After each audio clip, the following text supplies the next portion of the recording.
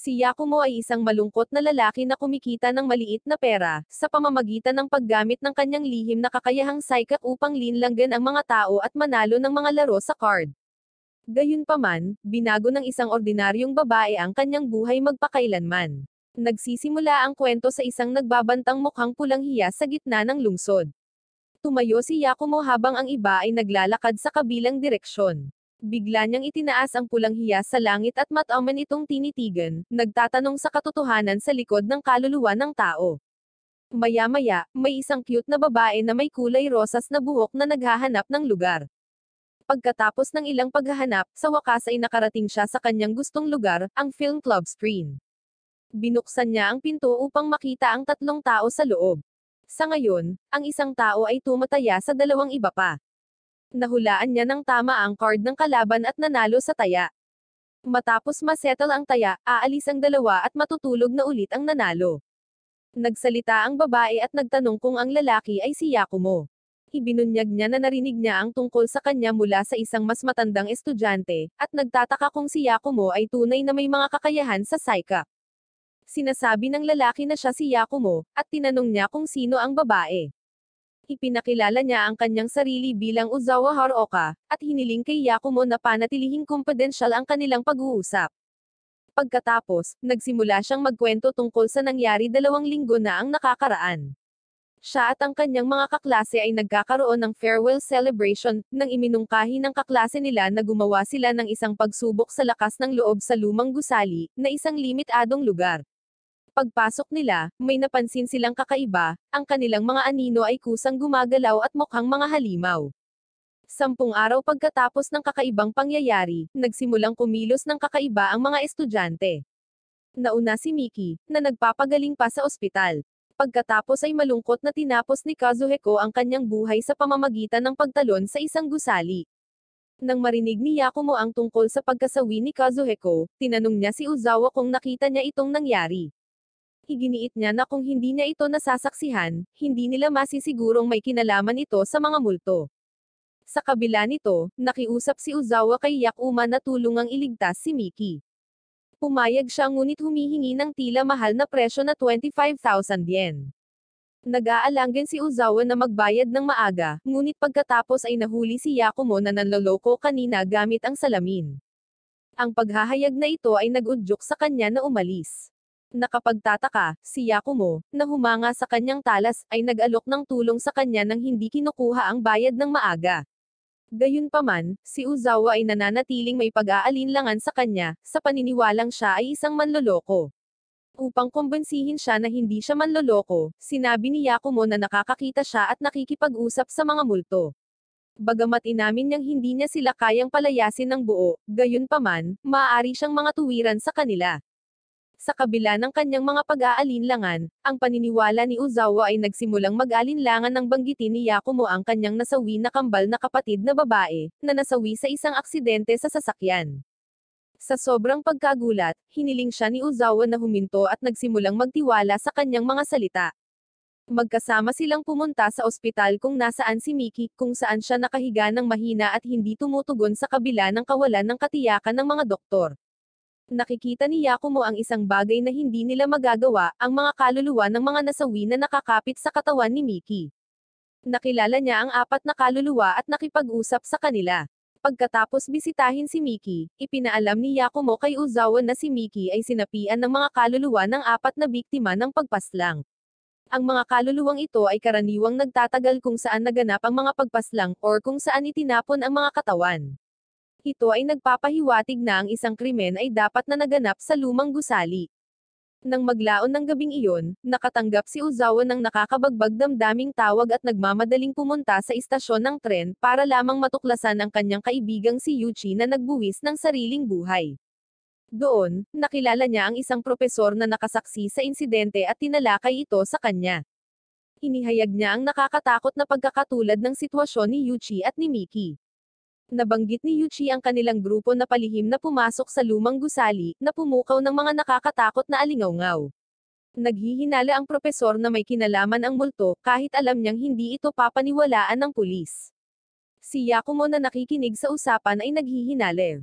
Habang umaalis sila, binabalaan ni Yakumo si Uzawa tungkol sa panganib na kinasasangkutan niya, iginiit na magsama-sama sila para sa kaligtasan dahil tao ang banta. Kinabukasan, sinubukan nilang pumasok sa lumang gusali ngunit inutusang humingi ng pag-aproba kay Takiyoka, ang gurong nangangasiwa sa gusali. Kapansin-pansin, napansin ni Yakumo ang nababagabag na lupa sa daan pabalik na humantong sa kanila upang matuklasan ang mga nakabaon na bagay, na pinalakas ang hinala ni Yakumo na si Takiyoka ang may kasalanan. Sa isang kafe, ibinahagi ni Yakumo ang kanyang teorya kay Uzawa kahit na walang matibay na ebidensya. Gayunpaman, matalinong kinukuha ni Yakumo ang isang tasa mula sa basurahan para inumin ni Takiyoka, na posibleng makakuha ng ebidensya ng DNA. Kinalaunan sa araw na iyon, nakipagkita si Yakumo kay Goto na isang pulis at binigay sa kanya ang isang bag. Bago umalis si Goto, bumalik sina Uzawa at Yakumo sa club room kung saan patuloy siyang binabantayan ni Yakumo. Gayunpaman, kailangang gamitin ni Uzawa ang banyo at umalis sandali.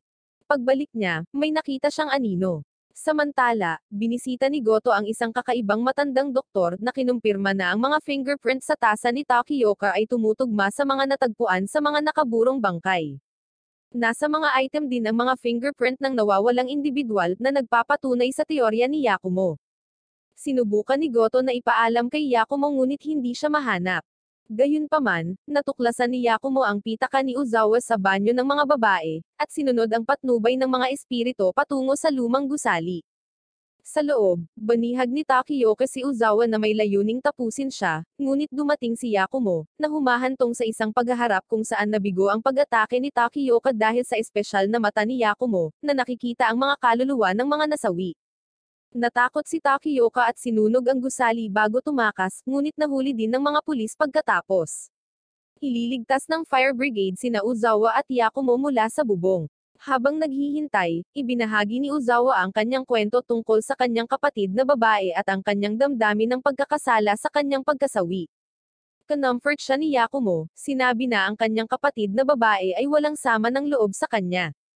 Pagkatapos maluha, nais ni Uzawa na makita muli ang kanyang kapatid, at ginagawa ni Yakumo ang isang espiritual na pagkikita, na nagpapahintulot kay Uzawa na magpaalam sa kanyang kapatid. Pagkatapos, nagpapasalamat si Uzawa kay Yakumo. Samantala, sa ibang lugar, pinag-uusapan ng isang blonde na magpartner ang isang multo sa ilog, na sinasabing maaari itong ilipat gamit ang sagradong tinta, isang solusyon na napagkasunduan ng multong ama.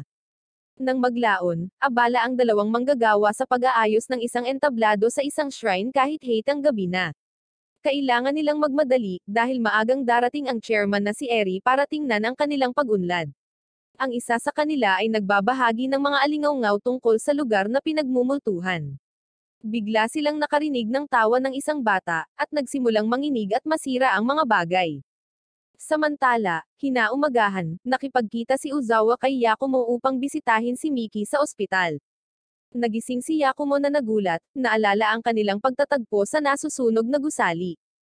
Ipinaliwanag niya na bihira siyang umuwi at nakuha ang silid na ito sa pamamagitan ng panlilinlang sa paaralan.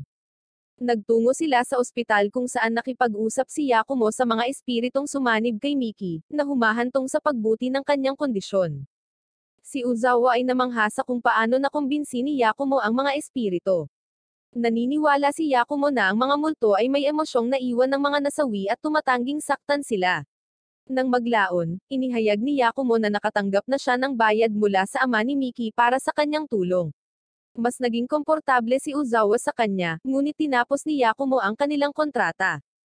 Ipinagpatuloy ni Uzawa ang kanyang part-time na trabaho, at naglilingkod sa isang matandang lalaki na nagsasalita tungkol sa sumpa ng isang fox sa isang shrine. Ang matandang ito ay si Chairman Eri, na gustong magtayo ng bagong gusali sa shrine, ngunit nahaharap sa mga hadlang dahil sa sumpa. Sa gabing iyon, si Uzawa ay nagpasya na bisitahin ang shrine. Doon, nakatagpo siya ng isang taong nakasuot ng fox mask na ikinatakot niya, at siya ay tumakas. Habang tumatakas, aksidente niyang nabangga ang isang lalaking may pulang mata na katulad ng kay Yakumo. Samantala, itinalaga ng blonde na lalaki ang natitirang gawain sa kanyang babaeng kinakasama. Nang maglaon, nalaman ni Uzawa na ang lalaking may pulang mata ay tiyuhin ni Yakumo. Sinabi niya sa kanya ang tungkol sa multo na nakita niya, at pareho silang pumunta para mag-imbestiga. Ang lalaking nagngangalang Ishan ay umamin na ang kanyang pulang mata ay peke. Nagkunwari siya para mas maintindihan niya ang mga paghihirap ni Yakumo. Nang walang mahanap na mga pahiwatig, bumalik sila, at nagpa siya si Uzawa na sundan si Ishan sa kanyang templo. Sa daan, ipinaliwanag niya na hindi komportable si Yakumo doon dahil sa maraming multo na dinadala sa lugar. Sa loob ng templo, nakita nila si Yakumo at nakilala ang kanyang pinsan na bingi. Bagamat nag-aalok si Ishan ng tsaa, umalis si Yakumo, na ikinagagalit ni Uzawa. Si Ishan at Nayumi ay sinisikap na i-comfort siya, at hinikayat siya ni Ishan na magtiwala sa kanya. Nagpa siya si Uzawa na gawin ito, ngunit nakita niyang nakikipag-usap si Yakumo sa isang babae at pinipigilan niyang humadlang. Kinabukasan, nag-focus siya sa trabaho at muling binisita ang shrine kung saan nakilala niya ang chairman na naka-wheelchair at sinabihan siya tungkol sa mga multo. Sinasabi niya ang tungkol sa buhay, binibigyang diin ang kahalagahan ng pamumuhay ng walang pagsisisi. Bigla silang nakarinig ng tawa ng isang bata, at na-off ang mga ilaw. Isang tubo ang lumilipad patungo kay Uzawa, ngunit iniligtas siya ni Yakumo. Tinanong ng chairman kung sino siya, at ipinaliwanag ni Yakumo na sinisiyasat niya ang lugar. Naniniwala siya na ang tao ang nasa likod ng phenomenon dahil hindi kayang manipulahin ng mga multo ang mga bagay. Ang tawa ay nagmula sa isang speaker, at ang mga ilaw ay pumutok dahil sa pulburo. Ayon kay Yakumo, nasa loob ng storage shed ang salarin kung saan konektado ang lahat ng kagamitan. Dahan-dahan, ang salarin, na ipinahayag na si Konamaso, ay lumabas sa shed at humingi ng paumanhin sa chairman at kay Uzawa para sa panganib sa kanila. Ipinaliwanag niya ang kanyang mga aksyon, na tumututol sa pagpapaunlad ng shrine. Naging tapat si Konamaso sa chairman, ang kanyang matagal ng kaibigan, na humihimok sa kanya na talikuran ang ideya dahil si Kanika, ang dating pag-ibig ng chairman, ay hindi na babalik. Napag-alaman na sa kanilang kabataan, ang chairman at si Kanika ay nagmahalan ngunit mula sa magkaibang pinagmulan. Nagplano silang tumakas, ngunit ang hindi pagkakaunawaan ay humantong kay Kanika sa maling shrine, at hindi sila ganap na nagkasama.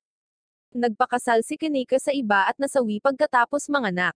Nakaramdam ng pagkakasala, nais ng chairman na pagsamahin ang mga shrine bago siya masawi. Gayunpaman, humarang si Yakumo, inihayag na nakakakita siya ng mga multo at sinasabing naghihintay ang multo ni Kanika. Gumalaw, sinubukan ng chairman na tumayo at narating ang lugar na itinuro ni Yakumo. Biglang nagpakita ang Fox Mask Spirit, sa wakas ay muling nagsama sa kanyang minamahal at umakyat. Sa unibersidad, binisita ni Uzawa si Yakumo na gustong maging mas tapat pagkatapos ng insidente. Samantala, minamanipula ng blonde na babae ang isang ama na naghahanap ng sisidlan para sa kaluluwa ng kanyang anak na babae. Isang gabi, isang kotse ang umiikot sa daan sa bundok, papasok sa isang madilim at nakakatakot na lagusan. Sa loob, nagsimulang magpakita ang itim na hamog mula sa mga dingding, dahilan para matens ang driver. Biglang may kamay na bumaba mula sa bubong ng sasakyan, na ikinagulat ng driver, na sinundan ng hitsura ng ulo ng isang babae na nagiging malademonyong mukha, na humantong sa isang pagbangga.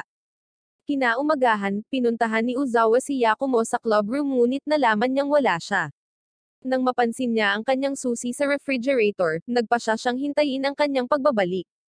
Samantala, ang anak ng hepe ng pulisya, isang mamamahayag, ay bumisita sa istasyon upang humingi ng impormasyon ngunit nahaharap sa hinanakit mula sa mga opisyal, na sa tingin niya ay pinagsasamantalahan niya ang posisyon ng kanyang ama.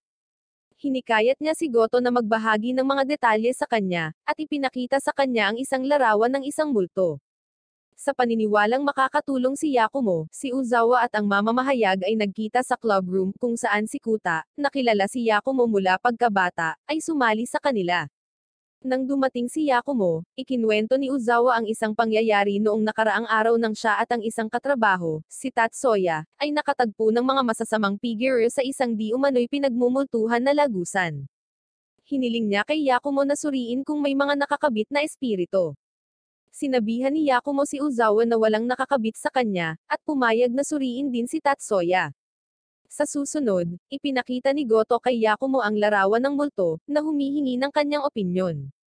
Tinukoy ni Yakumo ang isang garahe sa background, partikular na ang isa kay Hamito, isang mekaniko. Ang multo sa larawan ay isang nawawalang iskolar. Nais ni Goto na makipag-usap si Yakumo sa multo upang alisan ng takip ang kinaroroonan ni Hamito, at hanapin ang katawan ng iskolar. Bilang isang resulta, pumunta sina Goto at Yakumo sa lokasyon at nagsimulang maghukay, sa kalaunan ay natuklasan ang katawan ng bata. Dinala nila ang katawan sa matandang doktor, na nakakita ng marka ng lubad sa leeg, na nagpapahiwatig na ang bata ay nasagasaan at pagkatapos ay sinakal. Galit na galit, nakatanggap si Goto ng isang tawag mula kay Makota, ang anak na babae ng hepe ng pulisya, ngunit pinigilan niya ito, hinimok siya na magbahagi ng impormasyon sa telepono. Ipinaalam niya sa kanya na si Hamito, ang may-ari ng ilegal na garahe, ay naaresto. Samantala, dinala ni Uzawa si Tatsuya kay Yakumo upang tingnan kung may mga nagtatagal na multo. Walang mahanap si Yakumo, ngunit naiintriga si Tatsuya sa kanyang silid. Nakita niya ang larawan ng multo sa dingding at nanginginig na nagpapataas ng hinala ni Yakumo. Ipinaalam ni Yakumo kay Goto, na nagmumungkahi na si Tatsuya ay maaaring may ugnay sa lokasyon, sa multo, or sa assassin. Si Makota ay nagdadala ng balita kay Goto na ipinagtapat ni Hamito, na sumusuporta sa teorya ni Yakumo na binangga ni Tatsuya ang bata gamit ang kanyang sasakyan. Pumunta si Tatsuya kay Hamito upang ayusin ang kanyang sasakyan, at inilibing ang nasugatan na bata upang takpan ang kanyang mga bakas. Inutusan sila ni Goto na panatilihin si Tatsuya sa kustodiya, ngunit umalis na sila ni Uzawa. Tinawagan ni Yakumo si Uzawa, ngunit nag-aalangan siyang sumagot, naalala ang dati niyang pagtanggi na ibahagi ang kanyang kinaroroonan. Biglang bumigat ang katawan ni Tatsuya na naging dahilan upang siya ay magpatakbo sa pulang ilaw ng traffic light. Nakita ni Uzawa ang bata na multo sa likurang upuan, na nagudyok sa kanya na sa wakas ay tumawag kay Yakumo para sa tulong. Dumating si Goto, at sinamahan siya ni Yakumo habang hinahabol nila si Tatsuya. Hindi nagtagal, naabutan nila ito, at tinangka ni Yakumo na hikayatin ang multo na tuparin ang kanyang plano ngunit nabigo. Naguguluhan, iniisip ni Yakumo kung ano ang susunod na gagawin, na nagudyok kay Goto na kumilos. Pabilis ng pabilis, mananiyabra ni Goto ang kanyang sasakyan na kahanay ng kay Tatsuya, gamit ito para itulak ang sasakyan ni Tatsuya sa mga riles at dingding, na pinipilit itong huminto. Habang humihinto ang mga sasakyan, mabilis na tiningnan ni Yakumo si Uzawa. Biglang dumaan ang multo sa kanya, na dinala si Yakumo sa mas malalim na lagusan. Doon, ang batang lalaki ay nagsimulang higupin ng isang vortex. Bagamat umabot si Yakumo upang tumulong, sa huli ay nagpasya siya laban dito, na nagpapahintulot sa multo na kainin ng kadiliman sa lagusan. Nang sumunod na araw, bumalik si Uzawa sa tunnel upang magbigay galang sa espiritu ng bata. Dumating sina Ishan at Nayumi, na inihayag na sila ay inatasan ni Yakumo na tugunan ng hindi mapakali na mga multo sa lugar. Sa kanilang pagbabalik, ibinahagi ni Ishan ang kwento kung paano at bakit nakuha ni Yakumo ang kanyang pangalan, na nagpapahayag ng kanilang pag-asa para sa kanyang kapayapaan ng isip. Sa ibang lugar, sinisiyasat ng matandang doktor ang isang bagong natuklasang katawan. Sa kabila ng kanyang sorpresa, siya ay nagpapatuloy upang suriin ang bangkay at kumuha ng litrato, na naramdaman ang presensya ng blonde na babae at ang ama. Nagdadalamati sila sa patuloy na pagkawala ng tunay na katawan ni Ayaka, ngunit hinimok ng babae ang ama na magtiyaga. Ang blonde na lalaking may pulang mata ay naghahanda upang harapin si Yakumo sa isang madilim na maulan na gabi. Nagmamaneho si Makota sa kalsada nang makita niya ang isang lalaking nakahandusay sa gitna ng kalsada.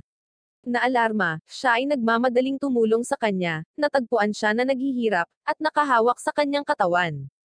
Pagkatapos tumawag ng ambulansya, biglang sumigaw ang lalaki sa sakit at tumahimik. Nagulat, lumingon si Makota upang makita ang figure ng lalaki sa likod niya, na nababalot ng nakakatakot na lilang liwanag. Kinaumagahan, natuklasan ang bangkay ng isang mag-aaral na babae, na sumasalamin sa pagkasawi ng isang naunang biktima. Kinumpirma ng matandang doktor na ito ay gawa ng isang assassin. Naghahanda ang pulisya para sa isang press conference, habang nawawala ang isa pang batang babae. Ang pagkawala ng babae ay nagudyok sa isang pampublikong hiyaw na humahantong sa komperensya.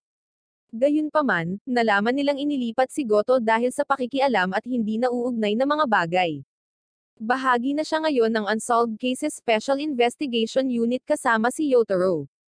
Sa unang araw ni Goto, hindi niya pinapansin si Yotaro at natulog hanggang sa tawagin siya ng hepe sa kanyang cabin, tumangging umalis sa kanyang mesa. Humanga si Yotaro sa katapangan ni Goto. Samantala, sa May University, nakilala ni Uzawa ang isang nag-aalalang kaibigan na nagsasabing nakakita siya ng multo, at itinuro kay Uzawa para sa payo ng isang taong nagngangalang Miki. Tumungo si Uzawa sa silid ng club ng pelikula kung saan nag-iisa si Yakumo. Doon, kinukuha niya ang kanyang mga gamit mula sa refrigerator na nagdulot ng pagtatalo kay Yakumo. Inihayag na si Uzawa ay isa ng opisyal na miyembro ng club na may karapatan sa mga pasilidad nito tulad ni Yakumo. Napansin ni Yakumo na tinawag siya ni Uzawa sa kanyang pangalan, sa halip na ang mas formal na Yakumo, na binabanggit ang kanilang katulad na edad. Nakumbinsi niya siya sa pagbabago, ngunit bago pa niya ito mapag-usapan, dumating si Goto at tinawag si Yakumo. Sinubukan ni Yakumo na tumigil na nag-aangkin ng mga naunang pakikipag-ayos kay Uzawa, na talagang umalis upang mag-imbestiga sa insidente ng kanyang kaibigan ng mag-isa. Dinala ni Goto si Yakumo sa bahay ng hepe, ipinaalam sa kanya ang sitwasyong kinasasangkutan ni Makota, isang mamamahayag, at si Mando, isang lalaking na-overdose. Naniniwala ang pamilya ni Makota na siya ay sinapian, na humantong sa isang pagsusumamo mula sa kanyang ama, ang hepe ng pulisya, na iligtas siya. Sa pagpasok ni Goto at Yakumo sa bahay, nakita nila si Makota na nakahiga sa kama, mukhang namumutla at nanghihina.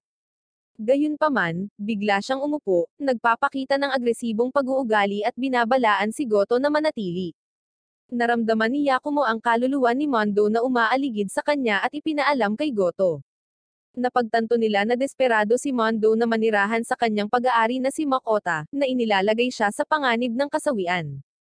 Hindi sigurado kung paano magpapatuloy, nagpasya silang alamin muna ang higit patungkol kay Mondo.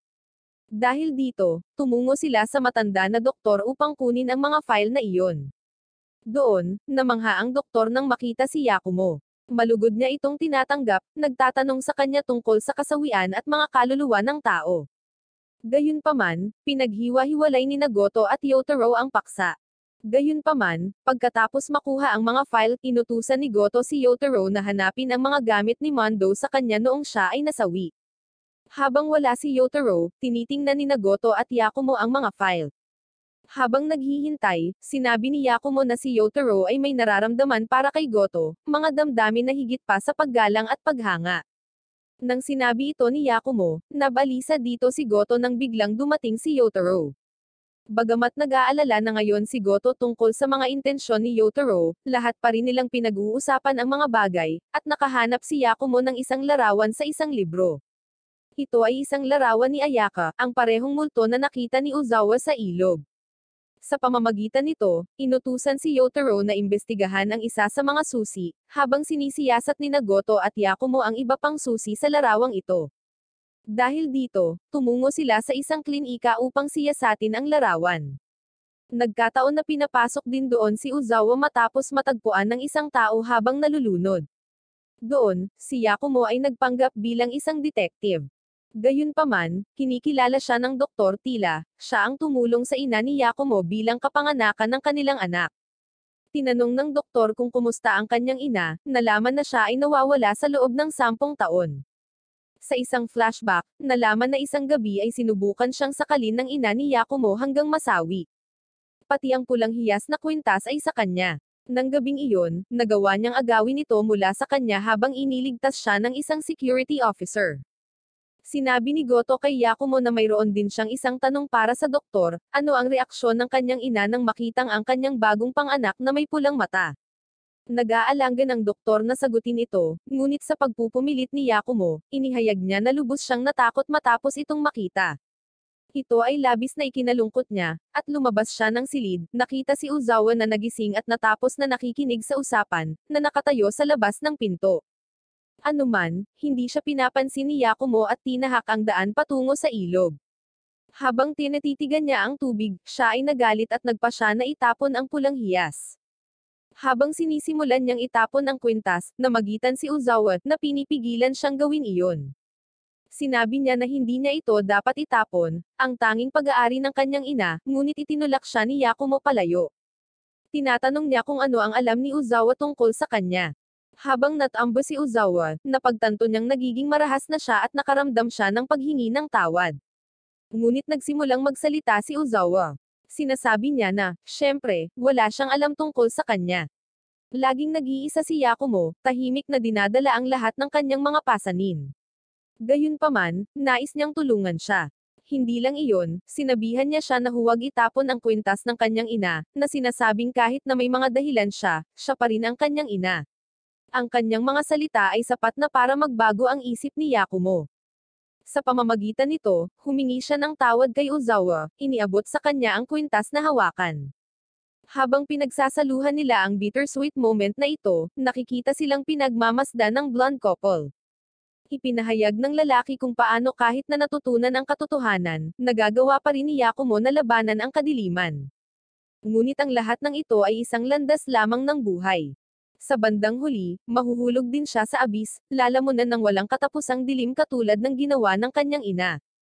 Bilang karagdagan, ang lalaki ay nag-utos sa babae na ipaalam sa kanilang biktima na siya ay nakakita ng isang perpektong sisidlan para sa kaluluwa ng kanyang anak na babae, habang siya ay nakatitig kay Ozawa.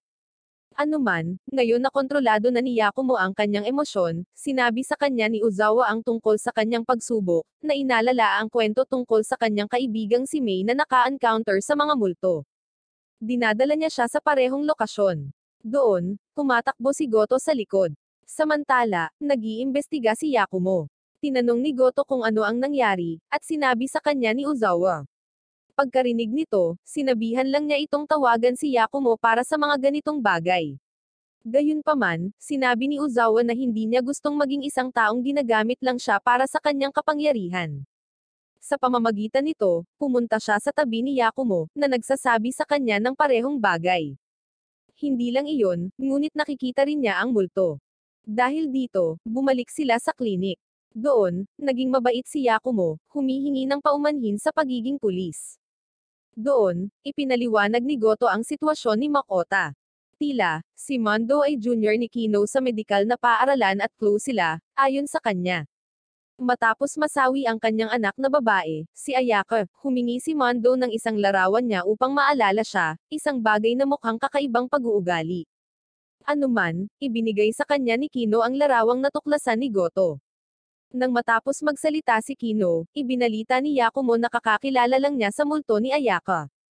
Inaangkin niya na ang kanyang multo ay nagtatagal pa rin sa lugar kung saan siya nasawi, na sinasabi sa lahat ng mga dumadaan na pigilan ito. Tinanong ni Yakumo kung alam ba ni Kino kung bakit niya gagawin ang isang bagay na iyon, na ginawa niyang tanggihan ang anumang kaalaman. Gayunpaman, nagpumilit pa si Yakumo, nagtatanong kung sinusubukan ni Kino na buhayin ang kanyang anak na babae.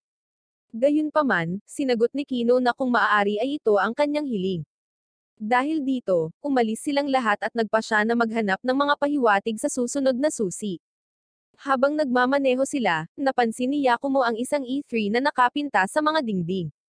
Nang makita niya ito, napagtanto niya na ang liham ay ang parehong titik sa susi. Bilang resulta, nagpa siya sina Goto at Yakumo na tingnan ang ikalimang pwesto. Sa pagpasok nila sa shed na ito, dahan-dahan silang papasok. Doon, naramdaman nila ang presensya ng isang tao, at kumuha ng sandata para sa kanilang mga sarili. Gayunpaman, ang nahanap nila ay si Rona, ang babae na kamakailan ay naiulat na nawawala. Ang balitang ito ay ginawang publiko, at si Rona ay sumulat sa kanyang pamilya sa isang pahayag. Hindi lamang iyon, ang mga gamit ng lahat ng mga babae na pinaslang ay matatagpuan din sa shed, na ginagawang si Mondo ang assassin sa likod ng insidenteng ito. Kinabukasan, dinala ng matandang doktor na si Kazuki si Yakumo sa kanyang opisina kung saan ipinakita niya sa kanya ang mga ekspresyon ng mga pinaslang na babae kamakailan. Sinabi ng doktor na sa kanyang mahabang buhay na may ganitong uri ng trabaho, hindi pa siya nakakita ng ganoong mapayapang ekspresyon sa mga nasawi at tinanong si Yakumo kung alam niya kung ano ang maaaring ibig sabihin nito. Pagkatapos ay nariyan si Goto, nakasama ni Yakumo at nagkataong nakakita ng larawan. Ito ay isang litrato ni Kino, at sa kanyang tabi ay ang blonde na lalaki. Nang makita ito, si Yakumo ay naguguluhan. Samantala, si Ozawa ay pupunta upang makipagkita kay Kino upang pasalamatan ito sa pagligtas sa kanya. Sa daan, nakasalubong niya si Ishan. Ngayon habang nag-uusap sila, napansin ni Ishan na suot ni Ozawa ang kwintas ng kanyang kapatid. Dahil dito, ipinaliwanag ni Ozawa na ibinigay ito ni Yakumo sa kanya upang hawakan. Sa pamamagitan nito, naghiwalay sila ng landas at nagtungo siya sa klinika. Pagdating niya doon, binigay niya ang mga handog na dinala niya kay Kino. Pero si Kino naman ay kakaiba ang kinikilos. Inaangkin niya na kailangan niyang makipagkita kay Ozawa. Alam na ito ay nakalilito sa kanya, ngunit ipinaliwanag ni Kino ang kanyang mga salita, na nagsasabi na sinabihan siya na si Ozawa ang magiging perpektong sisidlan para sa kaluluwa ni Ayaka. Biglang nagpakita ang blonde na babae mula sa likuran, gumamit ng isang taser para patumbahin si Ozawa.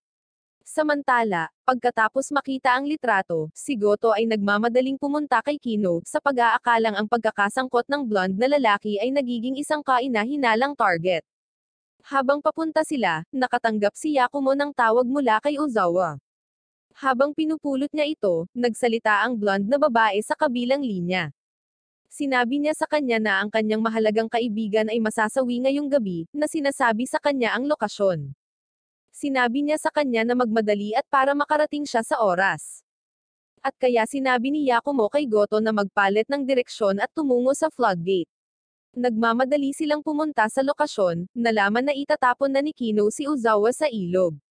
Gayunpaman, sinisikap ni Yakumo at Goto na pigilan ito, ngunit gumamit si Kino ng tubo upang tamaan si Goto, na naging sanhi ng pagkahulog ni Ozawa nang walang patutunguhan. Sumunod sa kanya si Yakumo at nagawang iligtas siya. Maya-maya pa, binuksan ni Ozawa ang kanyang mga mata. Si Kino, na ngayon ay pinipigilan, ay huhulihin. Una, may gusto siyang itanong sa kanya. Bilang resulta, sinabihan niya si Goto na ibalik silang lahat sa klinika sa Kalapa. Ang matandang doktor sa Asia, na inutusang dalhin ang mga nasaniban sa kanya, kapag ang lahat ay nakatipon na, at nagsimula si Yakumo. Tinanong niya kung si Kino ay iniferan na makita ang espiritu ni Ayaka. Sa tulong ng dalawang lalaking mapupula ang mata, sumang-ayon si King Isha, na nagpapaliwanag na sinabihan siya kung tatapusin niya ang isang babae na kapareho ng edad ng kanyang anak na babae, ang kanyang kaluluwa ay angkinin ang bangkay, at si Ayaka ay bubuhayin. Sa susunod na tanong, bakit pinaslang ni Kino si Mondo? Ginawa niya ito dahil hindi niya junior si Mondo, sa halip, si Mondo ay ipinakilala sa kanya ng blonde na lalaking upang agawin ang mga babaeng kahawig ng kanyang anak na babae. Gayunpaman, hindi nagtagal ay sinimulan siyang i-blackmail ni Mondo, humihingi ng karagdagang pera, or kung hindi ay pupunta siya sa pulisya. Kaya naman gumamit ng gamot si Kino para tapusin si Mondo. Ayon sa kanya, dapat masawi ang mga basurang tulad ni Mondo na ginagamit ang pagmamahal ng mga magulang sa kanilang mga anak para sundin sila. Nang pumasok si Yakumo, na sinasabing kahit ang mga biktima ni Kino ay may mga magulang, humantong ito sa pag-abuso ni Kino kay Yakumo, na nagtanong kung ano ang alam ng isang bata na sinusubukang tapusin ng kanyang ina. Gayunpaman, ipinaliwanag ni Yakumo na kahit na maaaring hindi niya alam ang tungkol dito, alam niya ang pagdurusa ng isang bata na kailangang tiisin ang mga kahihinatnan ng mga aksyon ng kanyang mga magulang. Sa pamamagitan nito, inilabas niya ang mga larawan ng lahat ng kamakailang pinaslang na mga babae. Inaangkin niya na ang kaluluwa ni Ayaka ay nagtataglay ng mga katawan na ito. Ayon sa kanya, nais ni Ayaka na maibsan ang takot at sakit mula sa mga biktima sa kanilang huling hininga, at dahil dito, kailangan niyang tiisin ang lahat ng sakit pagkatapos niyang magpasya na angkinin ang mga naghihingalong babae sa kanilang mga huling sandali. Dahil dito, parang paulit-ulit na pinaslang ni Kino ang kanyang anak na paulit-ulit na binubuhay ng kaluluwa nito ang kasawian. Nang marinig ito, napahinto si Kino at nalaman niyang napagtanto niya ang kanyang mga aksyon, at umalis ang multo ni Mondo kay Makota. Gayunpaman, ayon kay Yakumo, umalis si Mondo dahil napagtanto niyang kahit ang pagkakaroon ng isang tao ay hindi sapat para muling mabuhay ang isang kaluluwa. Kinaumagahan, binuksan ni Ozawa ang libingan ni Ayaka para bisitahin. Doon, bumalik si Goto sa kanyang opisina sakay ng kotse. Sa wakas ay nalaman niya kung bakit siya tumitingin sa kanya ng ganoong mga mata, nalaman na kung inaakala niyang si Goto ay isang psychic na ginamit ang kanyang kapangyarihan upang lutasin ang mga kaso, ngunit sa lumalabas, si Yakumo ang may kapangyarihan. Samantala, habang nagdadasal si Ozawa, tumingin si Yakumo sa kabila ng ilog, nakitang nakatayo doon ang blonde na lalaki. Napag-alaman na ang lalaking ito ay ang biolohikal na ama ni Yakumo, isang bagay na tinatanggihan ni Yakumo na kilalanin. Gayunpaman, tapos na si Ozawa sa kanyang panalangin, at pareho silang bumalik. Isang araw, bumisita ang isang lalaki sa isang apartment na gusto niyang upahan, ngunit di umano'y haunted ang lugar na ito kaya napakamura ng upa. Hindi lang iyon, may kasama pa itong salamin na hindi nahahalata. Gayunpaman, sa gabi ring iyon, nakaramdam siya ng presensya habang naliligo, ngunit inisip lang niya ito sa kanyang imahinasyon. Dahil dito, ipinagpatuloy niya ang kanyang gawain at tumungo sa silid. Biglang na-off ang mga ilaw. Di nagtagal, sa kabila ng kadiliman, nakita ng lalaki ang isang makamulto na figure sa likod ng salamin, dahilan upang mapasigaw siya sa takot. Kinaumagahan, binisita ni Makota ang Unsolved Cases Union sa Police Department. Gayunpaman, ang kanyang pagdating ay nagpagulat kay Yotaro, at siya ay nauwi sa pagbuhos ng kape sa kanyang sarili. Gayunpaman, sinabi ni Makota na dumating siya upang magpasalamat. Gayunpaman, wala kahit saan si Goto. Nabatid na nagbakasyon siya at umuwi, ngunit wala ang kanyang asawa or anak. Samantala, sa unibersidad, pinag-uusapan ni Uzawa at ng kanyang mga kaibigan ang mga tipikal na paksa na madalas pag-usapan ng mga babae. Sinong mag-aakala, binanggit ni Uzawa si Yakumo at inilipat ang usapan kay Uzawa. Ito ay humahantong sa kanyang pagdaldal tungkol sa kanyang mga damdamin at mga personal na isyu, habang iniiwan siya ng kanyang mga kaibigan at pumunta upang makipag-usap sa isang lalaki na mukhang nababalisa. Ito ang parehong lalaki na inatake ng multo sa apartment na nagngangalang Dante. Dinala nito si Uzawa sa film club kung saan nalaman niyang natutulog muli si Yakumo. Anuman, ginigising niya siya, at pareho silang nagsimulang mag-away. Tinawag pa siya ni Yakumo na hindi maganda, na isang nakakainis na insulto. Gayunpaman, sa kalaunan, sinabi sa kanya ni Uzawa ang tungkol sa sitwasyon ni Dante. Nagpa siya si Yakumo na tumulong at nakipagpulong muna sa ahente ng real estate. Mula sa kanya, nalaman ni Yakumo ang tungkol sa kung paano pumanaw ang isang babaeng nagngangalang Kamiko sa silid na iyon, at mula noon may mga multo na nagpapakita doon. Kaya naman, nagpa siya si Yakumo na matuto patungkol kay Kamiko sa pamamagitan ng pagpunta sa kanyang pinagtatrabahoan. Doon, nakilala niya ang isa sa kanyang mga katrabaho. Sa pagpapanggap bilang kanyang pamilya, nalaman niya na si Kamiko ay isang medyo uptight at seryosong babae na hindi masyadong nagustuhan ng iba. Sa bagong piraso ng impormasyong ito, sinimulan nila ang kanilang paglalakbay patungo sa lokasyon ni Dante. Gayunpaman, sa daan, nakita sila ni Yotaro at Makota. Natutuwa si Yotaro na makita ang kanyang minamahal na si Uzawa, at hiniling sa kanya na samahan sila. Sinabi niya na si Makota ay manliliber ng pagkain upang ipagdiwang ang kanyang paggaling, kaya dapat sumama si Uzawa. Gayunpaman, habang nakikipag-usap siya kay Yotaro, iniwan siya ni Yakumo. Nang mapansin niya ito, kailangan niyang tanggihan ang imbitasyon at nagsimulang maghanap sa kanya. Sa kalaunan, nakahanap si Uzawa ng daan patungo sa apartment ni Dante. Pagdating niya doon, pinindot niya ang doorbell at pumasok sa bahay. Sa loob, nakita niya si Yakumo na walang damit, at ipinaliwanag niya na hinihiram niya ang shower ni Dante. Bukod dito, nagsimulang magreklamo si Uzawa at nagtanong kung bakit niya siya iniwan, at pagkatapos ay patuloy na binabalewala ang kanyang mga tawag. Ngunit hindi nababahala si Yakumo, na sinasabing hindi niya ito hiniling na pumunta pa rin. Sa kabila nito, medyo umiinit ang kapaligiran. Ito ang unang pagkakataon sa kwarto ng isang lalaki at ang unang pagkakataon na makita si Yakumo na wala ang kanyang shirt, at medyo kakaiba ang kinikilos ni Uzawa. Biglang humingi ng paumanhin si Yakumo para sa kanyang mga masasakit na salita kanina, na ikinabigla ni Uzawa sa anunsyong ito. Nilapitan siya nito, na nagpapabilis ng tibok ng puso niya. Ngunit hindi tulad sa kanyang imahinasyon, nakahanap si Yakumo ng isang palatandaan. Napansin niya na ang hindi mahalata na salamin ay ikinabot ng isang baguhan, malamang na si Kamiko mismo. Pagkatapos, nakita ni Yakumo ang isang multo sa salamin. Nang makausap ito, inutusan siyang kunin ang isang sobre mula sa likod ng salamin at sunugin ito nang hindi tumitingin sa loob. Plano ni Yakumo na gawin iyon. Bilang resulta, tumungo sila sa templo ni Ishan kung saan naghanda na siya ng apoy para sa kanila. Gayunpaman, sa huling sandali, nagpa siya si Uzawa na huwag sunugin ang sobre nang hindi tinitignan ang loob. Dahil dito, binuksan niya ang sobre para lamang makita ang larawan ni Kamiko na nakaayos. Nang makita ito, naiintindihan niya na si Kamiko ay isang mahiyaing babae na gustong magbihis at magmukhang cute. Gayunpaman, siya ay masyadong mahiyain at hindi niya magawa ito sa publiko, kaya ang iba ay itinuturing siyang seryosong babae. Biglang dumating ang multo ni Kamiko. Sinabi ito ni Yakumo kay Uzawa, na nagsasabi na hindi siya galit na sinira ni Uzawa ang pangako. Sa pamamagitan nito, sinunog niya ang larawan sa sobra, at ang multo ni Kamiko ay dumaan pagkatapos sabihin kay Uzawa na gawin din ang kanyang makakaya. At kaya, ito ay nagdadala sa multo ng katahimikan. Habang nakikipaglaro si Uzawa kay Naomi, nag-uusap sina Ishan at Yakumo. Ipinahayag niya ang kanyang pagtataka kung may ibang personalidad sa loob ng kanyang ina na hindi niya kilala, katulad ng mahiyaing side ni Kamiko. Anyway, malapit nang bumalik si Uzawa, at pareho silang aalis na sa templo. Nilapitan siya ni Naomi, nakatingin sa kanya ng may puppy eyes. Parang may gusto si Naomi. Dahil dito, binibigyan siya ni Uzawa ng clue, may suot siyang bagong kasuotan. Dahil dito, naiintindihan ni Yakumo kung ano ang gusto ni Naomi, at binibigyan siya ng papuri. Ito ay lubos na nagpapasaya sa kanya, at pinuri ni Uzawa si Yakumo sa pamamagitan ng pagsundot sa kanya sa tadyang.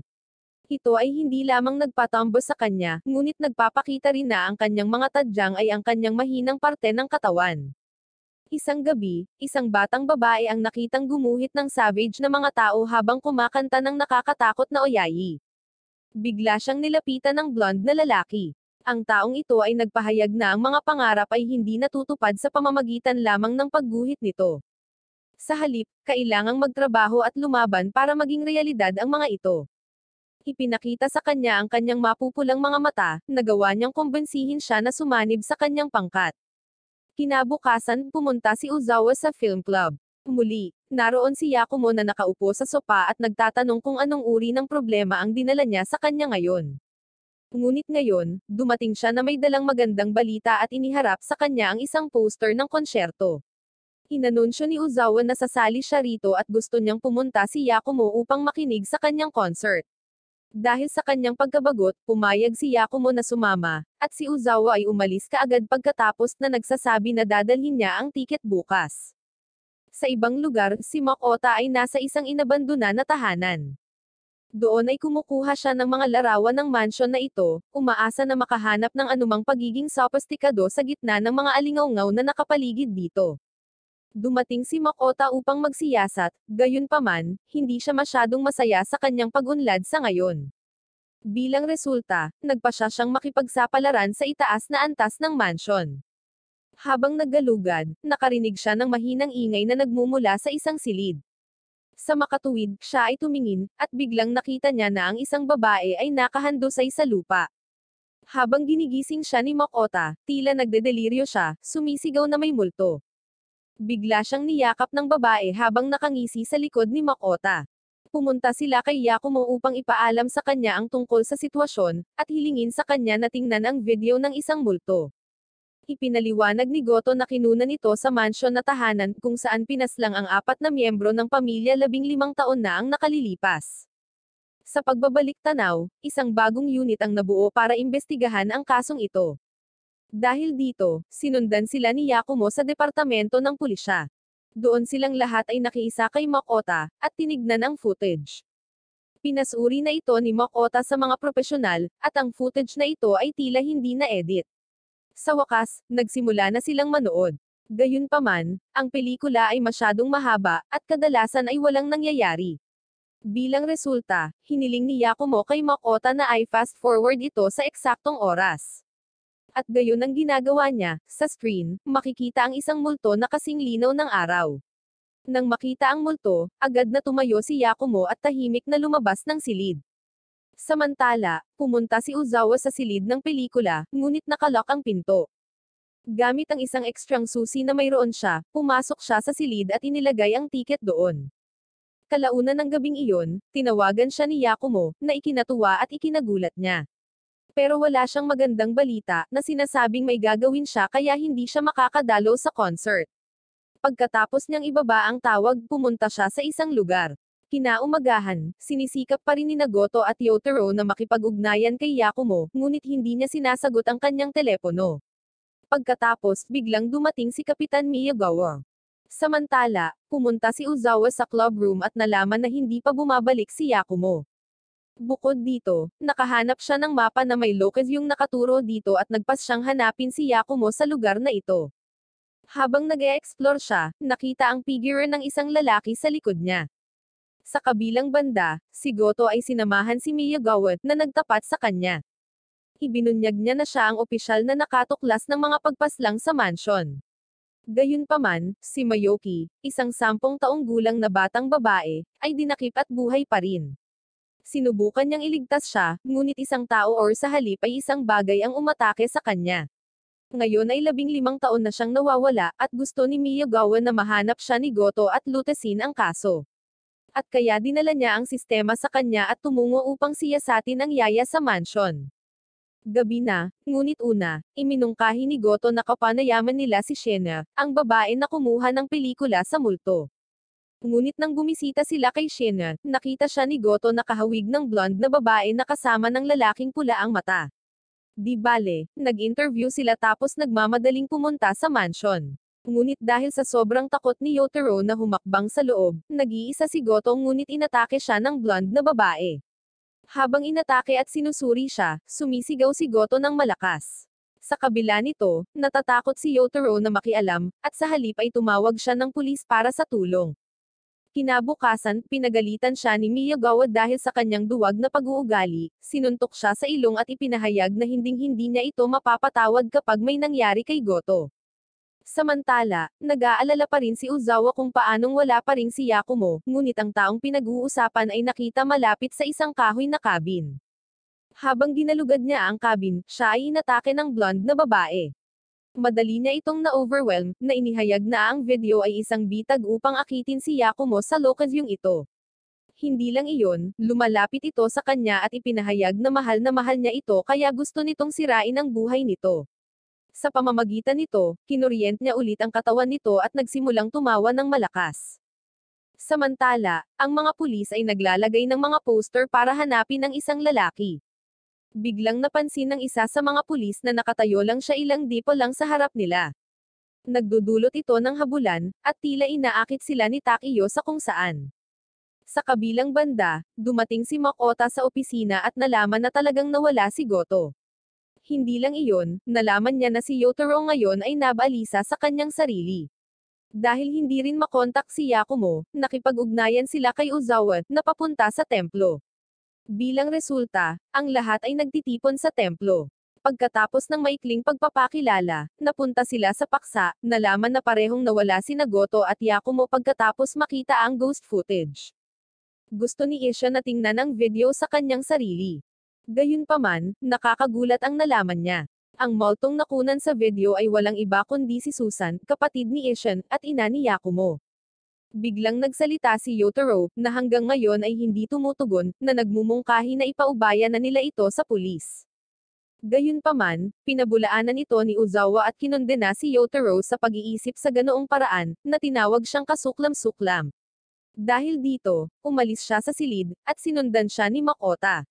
Nakita niya itong nakaupo na nanlulumo sa hagdan ng templo, at binibigyan siya ng mga salita ng pampatibay loob. Salamat sa kanyang mga salita at pagganyak, sa wakas ay napagtanto ni Yotaro kung gaano siya naging duwag kamakailan at nagpa siya na buksan ang kanyang mga mata minsan at para sa lahat. Samantala, tumungo si Ishan sa libingan kung saan pumunta si Uzawa. Umiiyak doon, inaalo rin siya nito. Bukod pa rito, naalala niya ang isang kwento mula sa nakaraan noong nasa middle school si Yakumo. May isang guro na pumanaw, at sanisi ni Yakumo ang kanyang sarili para dito. Isang gabi, sinubukan niyang dukutin ang sarili niyang mata. Gayunpaman, pinigilan siya ni Ishan sa paggawa nito, na nasugatan sa proseso. Sa araw na iyon nagsimulang magsuot ng pulang contact lens si Ishan, ayaw niyang iwan si Yakumo sa malupit na sitwasyong ito. Nang marinig ang kwentong ito, naiintindihan ni Uzawa kung paano sinusubukan din ni Yakumo na protektahan ang iba mula sa kanyang sarili. Dahil dito, kumalma siya, at bumalik silang dalawa sa templo kung saan naruroon na si Yotaro. Humihingi siya ng tawad sa mga sinabi niya kanina.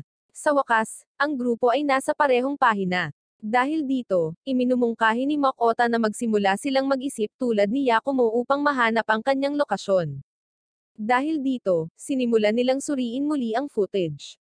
Biglang may napagtanto si Uzawa. Napansin niya na bagamat malapit sa riles ng tren ang dapat na lokasyon, walang dumadaan na tren sa kabila ng peak hours. Dahil dito, napagtanto niya na ang lokasyon ng footage na ito ay hindi sa mansyon. Para ma-verify ito, parehong sinubukan ni Makota at Yotaro na mang-alap ng impormasyon sa taong nagbigay sa kanila ng video. Gayunpaman, natuklasan nila na ang lahat ng impormasyong ibinigay ay peke. Biglang pumasok si Ishan, habang naghahanap ng mga pahiwatig sa mga gamit ng kanyang kapatid, at napadpad siya sa isang liham na naka-address sa kanya. At sino ang sumulat ng liham na ito? Nanay ni Ozawa. Nagiging gulat ang lahat. Sa pamamagitan nito, muling nag-flashback si Ishan.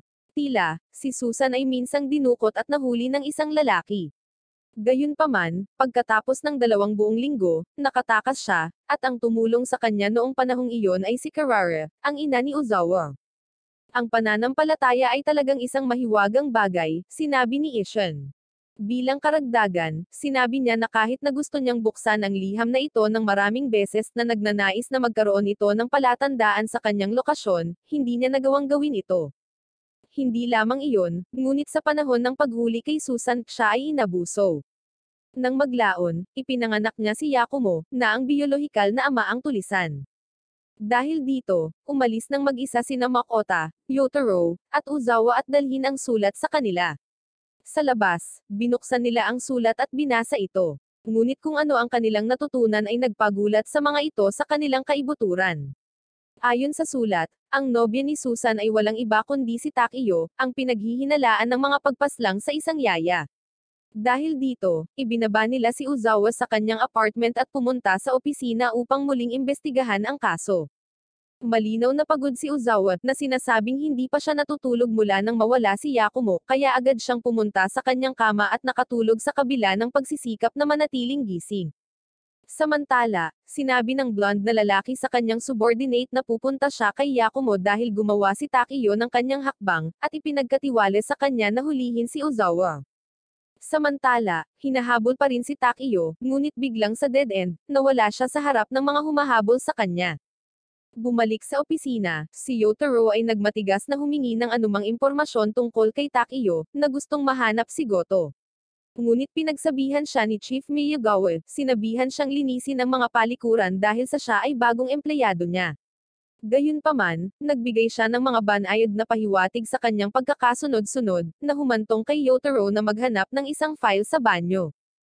Hindi nagtagal, pumasok din si Miyagawa sa banyo ng mga lalaki kung saan nakatagpo niya si Yotaro at balak hanapin si Goto. Inisip ni Yotaro kung ba't pa sila dito nag-uusap dahil marami namang lugar na pwede pag-usapan. Pagkatapos ng pakikipag-usap niya sa hepe, si Yotaro ay nakikipag-usap sa asawa ni Goto, na sinasabi sa kanya na huwag mag-alala dahil mahahanap niya ang kanyang asawa. Bumalik sa apartment ni Ozawa, dumating ang blonde na babae upang kunin si Ozawa, ngunit biglang tumayo si Takiyo sa kanyang harapan. Hindi lang iyan, pinakilos na rin niya ang mga pulis kaya naman humarap siya sa mga opisyal para pigilan ang babaeng ito na maisakatuparan ang kanyang masamang balak. Sa ibang lugar, si Yakumo ay nakikitang nakatali at pinahirapan. Kinaumagahan, salamat sa pagsisikap ni Takiyo, nagising si Ozawa sa sarili niyang kwarto. Nagpakita si Takiyo sa kanyang harapan at sinabi sa kanya na ligtas si Yakumo. Bukod dito, sinabi niya na si Yakumo ay kasalukuyang nasa Nagano, at mayroon siyang mensahe para kay Ozawa na magsanay para sa kanyang konsyerto. Sa pamamagitan nito, nawala si Takiyo. Ngunit syempre, sa kabila ng pag-alam na may mga taong sumusunod sa kanya, kusang loob na tumungo si Ozawa sa Nagano. Makikitang sumusunod din sa kanya ang blonde na babae. Pagsakay nila sa tren, tinawag ni Ozawa ang kanyang ina at ipinaliwanag ang sitwasyon. Samantala, sina Makota at Yotaro ay walang nakitang kakaiba sa file. Bilang resulta, tumungo sila upang makipagkita sa matandang doktor. Doon, nalaman nila na si Mayuki, ang batang babae na dinakip habang naganap ang pagpaslang, ay kahawig ni Hashino, ang babaeng nagbigay sa kanila ng ghost footage at sa blonde na babae. Nang napagtanto ito, nagmadali sila sa guro sa grade school ni Mayuki at ini-interview siya. Napag-alaman na dati siyang pinahirapan ng kanyang pamilya, at ang kanyang ama ay nagkaroon pa ng isang hiwalay na silid kung saan siya dating kasama nito. Sa investigasyon, wala silang nakitang kwartong ganito kaya nagmadali silang bumalik sa mansyon. Doon, ginagabayan sila ng multo ni Takiyo sa isang lihim na silid kung saan nakita nilang nakakulong si Goto. Dahil dito, pinalaya siya ng dalawa, ngunit nagmamadali si Goto. Ayon sa kanya, nasa panganib sina Yakumo at Ozawa. Sinabi niya na ang multo ni Takiyo ay nagpaalam sa kanya tungkol sa lahat, at ang blonde na lalaki ay gustong tapusin si Ozawa sa harap ni Yakumo upang dalhin siya sa kadiliman. Samantala, sa wakas ay narating ni Ozawa ang Nagano kung saan siya sinundo ng kanyang ina. Dahil dito, agad silang tumungo sa villa kung saan itinago si Susan habang bihag. Dahil dito, pumunta sila doon. Pansamantala, iniwan ni Ozawa ang kanyang ina sa di kalayuan at nakipagsapalaran sa kakahuyan na mag-isa. Sa kalaunan, sa paghahanap ng isang kahoy na shed, nahanap niya si Yakumo sa loob at pinalaya siya. Gayunpaman, siya ay pinainom ng gamot at nahihilo pa rin dahil sa mga epekto. Biglang sumulpat si Mayoki sa likod nila hawak ang crossbow. Binyantaan niya ang dalawang ngunit, sa isang stroke ng swerte, dumating si Goto at ang iba pa sa eksena mula sa likuran. Habang hinahabol ni Goto si Mayoki, kumikilos si Yakumo bilang isang distraction. Ang tanong kung sino ang pumaslang ay nabanggit na nagudyok kay Mayoki na ipaliwanag na ito ang lahat ng kanyang ginagawa sa lahat. Pagkatapos ng katotohanan, ang blonde na lalaki ay nag-set up nito upang si Takiyo ay pinaghihinalaan, ngunit hindi siya ang aktwal na salarin. Habang nagdadaldal siya, nahanap ni Goto ang perpektong sandali at tumalon sa kanya, pinigilan siya at pinahintulutan sina Yakumo at Ozawa na tumakas. Gayunpaman, biglang nagpakita ang blonde sa harap nila. Hindi lang iyon, nagagawa rin ni Mayoki na patumbahin si Goto gamit ang isang taser. Sa utos ng lalaki, papanay na sana ni Mayoki ang binti ni Ozawa, ngunit biglang nagpakita ang espiritu ni Susan sa takdang panahon. Pinipigilan niya si Mayoki na umatake at handa siyang ipakita kay Yakumo ang katotohanan.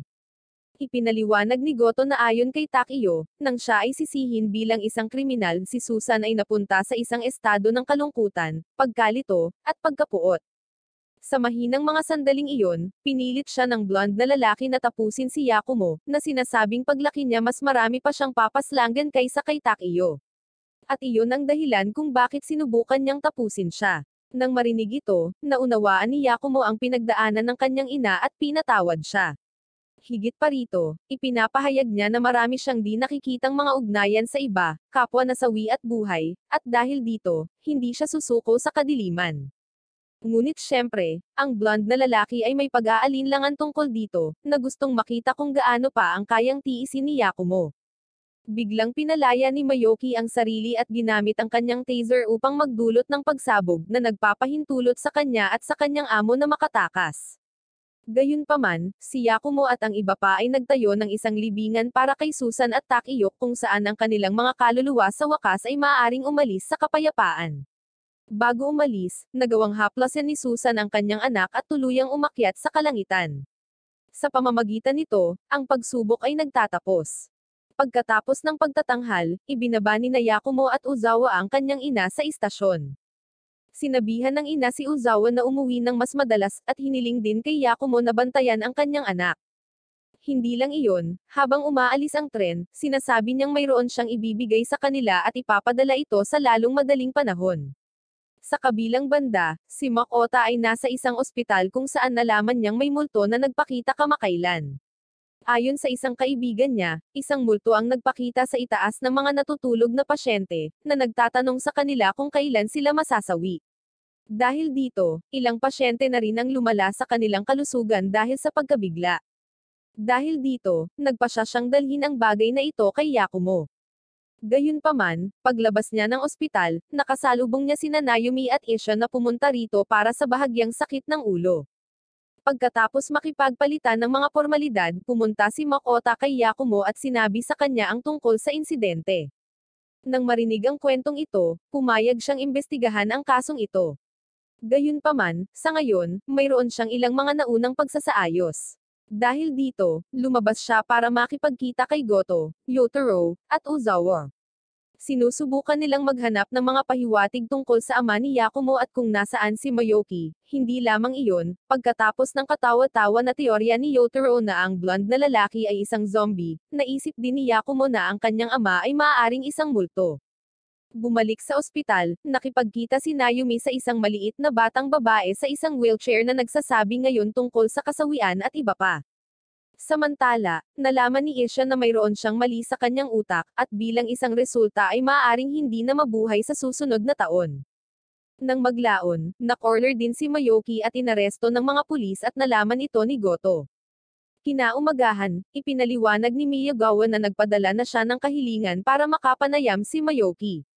Ayon sa kanya, ang taong namamahala sa pagsisiyasat na ito 15 taon na ang nakalilipas ay ngayon ay isang administrator sa punong tanggapan. Upang mapanatiling buo ang kanyang reputasyon, sinisikap niyang tiyakin na ang insidenteng ito ay hindi may parating sa publiko, at dahil dito kailangang kumilos ng mabilis si Miyagawa kung gusto niyang malaman ang katotohanan. Samantala, nakita si Mayoki na nakaupo sa kanyang selda, umaasa na ililigtas siya nito at bibigyan ng kalayaan. Sa kabilang banda, si Ishan ay pabalik sa templo pagkatapos sumailalim sa isa pang pagsusuri sa ospital. Ngunit sa pagkakataong ito ay tila hindi niya mahanap si Nayumi kahit saan, at sinusubukang hanapin siya. Habang ginagawa ito, nakilala niya ang parehong babaeng naka-wheelchair na nakilala ni Nayumi. Nang makita siya, tinanong ni Ishan kung nakakita siya ng isang maliit na batang babae sa malapit ngunit tinanggihan niya ang anumang kaalaman tungkol dito. Bukod dito, nagsimula silang mag-usap at ibinunyag ng batang babae na siya ay masasawi ng hindi hihigit sa 6 na buwan upang mabuhay. Ngunit kino-comfort siya ni Ishan. Biglang dumating si Nayumi at hiniling ang babaeng ito na maging kaibigan ni Nayumi mula ngayon. Habang nangyayari ang eksenang ito, nakikita ang nag-aalalang doktor na nagbabantay sa kanilang lahat. Kinagabihan, nilapitan ng doktor ng ilang shady na mga tao. Kinabukasan, tinitingnan ni Yakumo ang call logs na kinumpiska mula kay Mayoki at nalaman niyang hindi pa niya tinawagan ang kanyang ama. Sa kanyang isip, ito ay nagpapatibay sa kanyang teorya na ang blonde na lalaki ay isang multo. Bigla na lang, nakatanggap si Uzawa ng tawag mula kay Makota na nagpapaalam sa kanya na bukas na ang ospital para imbestigahan ni Yakumo. Bilang resulta, pumunta sila sa templo ni Ishan. Kararating lang din si Ishan at doon nagtanong si Yakumo kung pwede ba niyang hiramin ang sasakyan ni Ishan. Kasabay nito, nagpa siya si Ishan na ilihim sa kanyang pamangkin ang kanyang paglalakbay sa ospital. Ngunit una, oras na para sa ilang tsaa. Habang nakaupo silang lahat at umiinom, inilabas ni Ishan ang isang photo album na ipinadala sa kanya ni Karara. Sa album na ito, may mga larawan ni Yakumo noong bata pa siya. Ayon kay Ishan, tiyak na iningatan sila ni Karara noong ipinadala ito ni Susan sa kanya. Nang makita ito, naging sentimental si Yakumo at sinubukang umalis ngunit pinigilan siya ni Ishan. Dahil dito, umupo siya pabalik at makikita ang mga litrato niya kasama ang kanyang ina. Si Susan ay may suot na maliwanag at masiglang ekspresyon habang kasama ang kanyang anak. Pagkatapos nito, dinala ni Ishan si Yakumo sa lugar ng oratoryo kung saan tinanong niya kung galit si Yakumo sa kanyang ama, ang lalaking may buhok na blonde. Doon, napagtanto niyang hindi niya masasabi kay Yakumo na itigil ang kanyang puot, ngunit pinayuhan siyang kontrolin ito at huwag kainin ito. Ngunit nagtanong si Yakumo kung bakit bigla na lang sinasabi sa kanya ang lahat ng ito. Ibinunyag ni Ishan ang lihim sa kanya. Binigyan siya ng mga doktor ng hindi hihigit sa 6 na buwan upang mabuhay. Gusto ni Ishan na ilihim ito mula ngayon. Sa isang shift ng eksena, nakita si Miyagawa na nakikipagpanayam kay Mayoki. Sinabi ni Mayoki na masasawi si Ishan at ang gagawa nito ay ang lalaking iyon. Sa kabilang banda, nakatayo ang blonde na lalaki sa isang rooftop kung saan matatanaw ang lungsod. Pagkatapos ng pag-uusap nila ni Ishan, pinahiram niya ang sasakyan pero parang wala pa rin siya rito. Hindi kayang tanggapin ni Yakumo sa kanyang ulo ang katotohanang malapit ng pumanaw si Ishan. Sa pag-alis nila, hiniling din ni Ishan kay Uzawa na bantayan si Yakumo mula ngayon. Pagkatapos, nagtungo silang dalawa sa ospital kung saan sila hinihintay ni Makota. Samantala, si Yotaro at Goto ay nagmamadaling pumunta sa templo. Sa daan, nalaman ni Yotaro ang tungkol sa sinabi ni Mayoki. Sa kalaunan, nakarating sila sa templo ngunit si Ishan ay wala kahit saan. Gayunpaman, hindi nagtagal ay dumating siya kasama si Nayumi na nagsasabing lumabas sila para kumain. Alam na ni Ishan ang banta na kanyang kinalalagyan. Sa kabila ng sitwasyon, handa siyang harapin ang ama ni Yakumo at sabihin kay Goto na alagaan si Nayumi kung may mangyari sa kanya. Biglang sumulpot ang blonde na lalaki sa likod nila. Pinatumba ni Ishan si Goto gamit ang isang mabilis na suntok sa bituka. Iniwan nito si Ishan na mag-isa kasama ang blonde na lalaki at bago siya tapusin, nais ni Ishan na makipag-usap sa papaslang sa kanya. Dahil dito, pumasok sila sa meditation area kung saan sinimula ni Ishan ang kanyang kwento. Sinabi niya sa lalaki ang tungkol sa kung paano siya nagdala ng labis na puot sa kanya. Ang lalaking iniwan ang kanyang kapatid na babae sa impyerno, at nagdulot ng napakasama at masasamang trauma kay Yakumo. Gayunpaman, ang mga damdaming iyon ay matagal nang napawi. Habang nagpapatuloy siya sa kanyang kwento, biglang tumalon ang blonde na lalaki, gamit ang isang kutsilyo para atakihin siya. Maya-maya, nagising si Goto. Nagmamadali siyang pumunta sa meditation area, nag-aalala kay Ishan at nadatnan siyang nakahandusay sa sahig na may sugat sa tiyan. Nang makita ito, sinigawan niya si Yotaro at inutusan siyang tumawag ng ambulansya, na malapit nang dumating. Sina Naomi at Goto ay sumama sa ospital, habang si Yotaro ay nananatili sa templo upang tumulong sa mga investigasyon. Sa kabilang banda, nakakaramdam pa rin ng pagkagambala si Yakumo. Sa kabila nito, nangyari ang mga ito sa multo at nalaman na ito ay naging isang bagong sangay. Nakikita ang multo na humihingi ng tawad sa pasyenteng tinakat niya noon. Habang iniisip kung ano ang maaaring ibig sabihin nito, inilabas ni Uzawa ang kanyang telepono at agad na nakatanggap ng tawag mula kay Yotaro, na ipinaalam sa kanya ang kamakailang pag-unlad. At kaya, nagmamadali silang bumalik sa templo. Ngunit tinawag sila ni Goto sa kalagitnaan, na sinasabi sa kanila na kailangan sila sa ospital na kanilang kinaroroonan. At kaya, lahat sila ay nakarating sa ospital at si Ishan ay inilagay sa isang emergency na operasyon. Gayunpaman, kahit na ang doktor ay nabigo na maging kapaki-pakinabang. Kahit nakakonekta na ang makina sa kanya, halos hindi pa rin tumibok ang puso ni Ishan at nakoma dahil sa kawalan ng dugo. Nang marinig ito, ang lahat ay lubos na nataranta at naguguluhan. Biglang dumating si Ariza, ang kaibigan ni Makota, upang makipag-usap kay Yakumo ng pribado. Inanunsyo rin ni Ariza at Goto na sila na ang mag-aalaga kay Naomi mula ngayon, na nananatiling tapat sa salita na ibinigay nila kay Ishan. Dahil dito, dinala niya sina Uzawa at Naomi sa kanyang tahanan at umalis kaagad upang tumulong sa mga investigasyon doon. Ang asawa ni Goto ang nag-aalaga kay Naomi, napagod sa pag-iisip at nakatulog kaagad pagkatapos. Samantala, si Yakumo ay gumugol ng buong gabi sa tabi ni Ishan. Kinaumagahan, sinabi ni Makota kay Miyagawa na inutusan siya ng kanyang amo na huwag sumulat tungkol sa pag-atake kay Ishan. Hindi lang iyan, nahihirapan din si Miyagawa dahil sinisikap ng administrator ang kanyang makakaya na itago ang insidenteng ito at malayo sa pananaw ng publiko. Samantala, dinala ni Goto ang matandang doktor sa templo at hiniling sa kanya na magsagawa ng forensics. Ngunit doon, nakita ng doktor ang isang bagay na may kinalaman sa kaso, tulad ng kakulangan ng mga bakas ng paa ng salarin. Anyway, pagkatapos nilang gawin ito, pumunta sila ni Goto sa istasyon ng pulis. Gayunpaman, sinabihan ni Miyagawa si Goto na bumalik na lang sa bahay, na sinasabing kailangan niyang naroon kay Naomi. Dahil dito, bumalik siya, nakitang masaya si Naomi pero hindi si Goto. Siya ay labis na nalungkot na si Ishan ay nasa ganoong kalagayan at sa kaloob-looban, si Naomi ay ganoon din. Sa bilangguan, ang blonde na lalaki ay sinaniban si Moyoki, at ginagawa siyang parang sa exorcism. Ito ay nagpapahintulot sa kanya na ipadala sa ospital at ang lalaki ay umalis sa kanyang katawan kaagad pagkatapos. Sa kabilang banda, si Yakumo ay hindi gumagalaw ng 1 pulgada sa buong gabi, at sa umaga binisita siya ni Uzawa sa ospital. Binigyan din siya ng pulang contact lens ni Ishan. Ibinigay ito ni Uzawa kay Yakumo na naalala kung gaano karaming pinagdaanan ni Ishan dahil sa kanya. Inihayag ni Yakumo kung bakit siya tinawag para makipag-usap ng mag-isa. Nakumpirma na si Ishan ay isang rehistradong organ donor, at hinihintay ng mga doktor ang kanyang mga kamag-anak na magbigay ng go-ahead para sa pagkuha ng kanyang mga organo. Nababalisa sila Yakumo at Uzawa dito. Ngayon ay nag-aalangan pa rin si Yakumo na bigyan sila ng green signal. Biglang may nakita silang batang multo sa gilid ni Ishan. Ang multong ito ay nagsusuri sa kanya at pagkatapos ay umalis. Ngunit nagpa siya sina Yakumo at Uzawa na sundan ito pabalik. Dahil dito, nahanap nila kung saan patungo ang multo at nalaman na multo ito ng isang maliit na babae, na kapareho ng nakilala noon ni Ishan at Naomi, na pinangalan ng Yasheka. Ipinaalam ni Ariza, na kasama nila, ang tungkol sa kalagayan ni Yasheka at ipinaliwanag na masasawi siya ng walang organ transplant. Habang papalabas sila ng ospital ng gabing iyon, nakita si Yakumo na nakatitig sa isang itim na kotse. Sa ibang lugar, napag-alaman na ang ambulansya na nakasakay kay Mayoki ay ninakaw at ngayon lang natuklasan.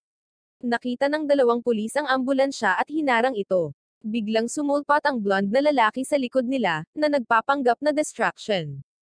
Pinayagan niya si Mayoki na salakayin ang mga opisyal mula sa likuran gamit ang mga tubo.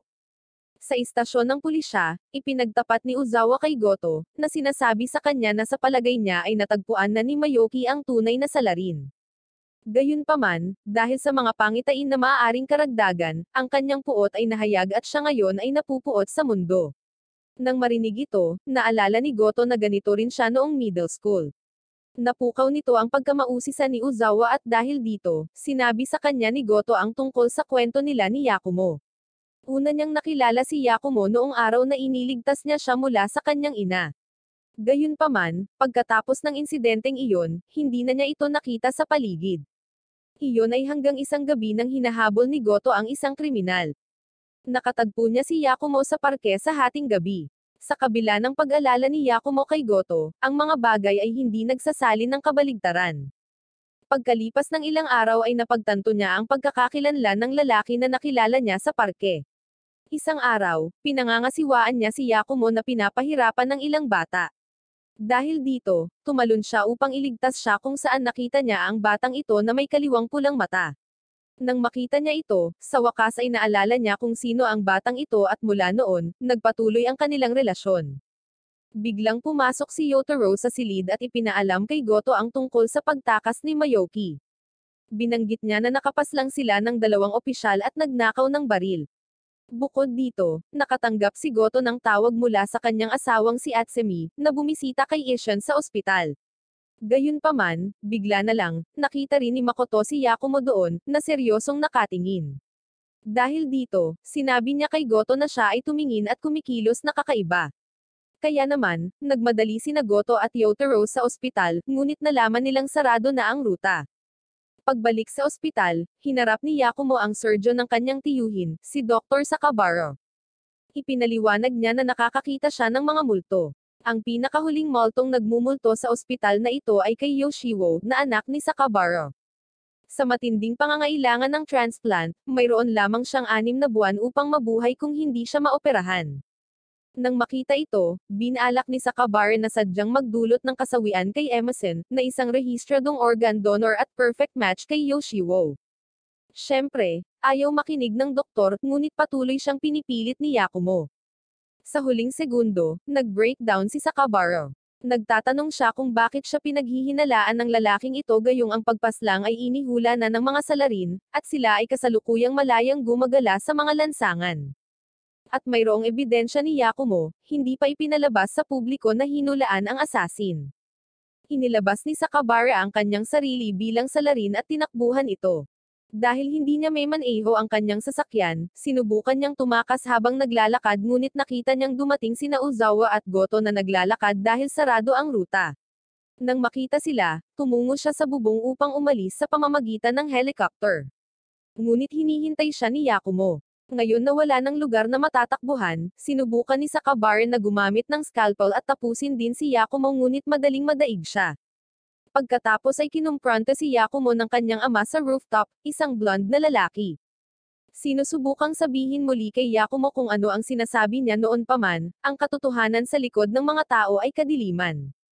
Maging ang mga masunurin sa batas ay papaslang ng walang pag-aalinlangan kung nangangahulugan ito na sila at ang kanilang mga pamilya ay makakaligtas.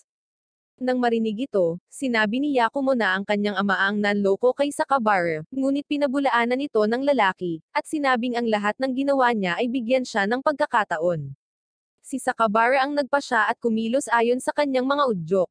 Hindi nagtagal, dumating sina Goto, Uzawa, at ang iba pa sa rooftop habang sinusuri ni Yakumo ang kanyang teorya gamit lamang ang kaliwang mata. Kinumpirma niya na ang kanyang ama ay walang iba kundi isang multo. Biglang tumalon si Mayuki mula sa kabilang bubong na may hawak na baril. Nilalayon niya ang mga nanonood at umatake. Dumiretso ang bala sa tiyan ni Goto dahilan para mapasigaw ito sa sakit at bumagsak sa sahig. Nang makita ito, mas malaking galit ang nagpakita sa loob ni Yakumo, at ito mismo ang gusto ng kanyang ama. Sa sandaling ito ng kahinaan, ginagamit ng blonde na lalaki ang kanyang anino upang sakupin ang katawan ni Yakumo habang ang iba ay nanonood, hindi alam kung ano ang nangyayari. Nagsalita si Mayuki at ipinaliwanag na ang dalawang kaluluwa ay hindi maaaring magsama sa loob ng isang katawan. Ito ang parehong prinsipyo na sinamantala niya sa kanyang pagtakas mula sa bilangguan. Gayunpaman, mayroong isang paraan upang malampasan ang hadlang na ito. Ayon sa kanya, kung ang host at ang nasawi na kaluluwa ay nasa parehong antas, maaari nitong payagan ang multo na ganap na sakupin ang katawan ng host. At iyon ang gusto ni Mayuki at ng blonde na lalaki. Kasama, ang blonde na lalaki, na ipinanganak na may mga damdamin ng kawalan ng pag-asa at puot, ay aagawin ang katawan ng kanyang anak na nagtataglay din ng parehong puot. Matapos malaman kung paano ipinagkanulo ng sangkatauhan ang kanyang tiyuhin, hindi nagtagal ay tumayo si Yakumo, ngunit nakita na ang magkabilang mata nito ay naging pula. Ito ay humantong kay Mayuki upang maniwala na ang potion ay gumana. Habang papalapit siya sa kanya, tuwang-tuwa at masaya na muli siyang mahawakin, ang multo ng blonde na lalaki ay niyakap siya ng mahigpit. Gayunpaman, nakikita na kontrolado pa rin ni Yakumo ang katawan na ito. Gamit ang kanyang liksi, napigilan niya si Mayuki at naagaw ang baril mula sa kanya. Nakikita na ginagamit niya ang mga kontak ng kanyang tiyuhin, at ginagamit ang mga ito para linlanggan ang kanilang kaaway. Gayunpaman, nagawa ni Mayuki na palayain ang sarili at kinuha ang scalpel na ginamit ni Sakabara upang tapusin si Yakumo. Ngunit na-discarrel ng pinsala ang pag-unlad ni Goto sa kabila ng pagkakaroon ng tama ng baril sa kanyang bituka, at hinarap niya si Mayuki, na nagbigay daan kay Yotaro na hawakan ang baril na ginagamit niya. Dahil dito, itinuro niya ito kay Mayuki, ngunit nananatili itong hindi natatakot at hinahamon parent si Yakumo. Ngunit sa lalong madaling panahon siya ay nasira. Nagtanong siya kung nasaan ang kanyang amo, nang bigla niyang makita ang multo ng blonde na lalaki sa likod ni Yakumo, sa pagkakataong ito ay malapit nang mawala. Kahit na sa ganitong estado, sinubukan ng lalaki na kutsain si Yakumo, na sinasabing isang araw ay susuko siya sa kadiliman dahil sila ay konektado sa kanyang dugo.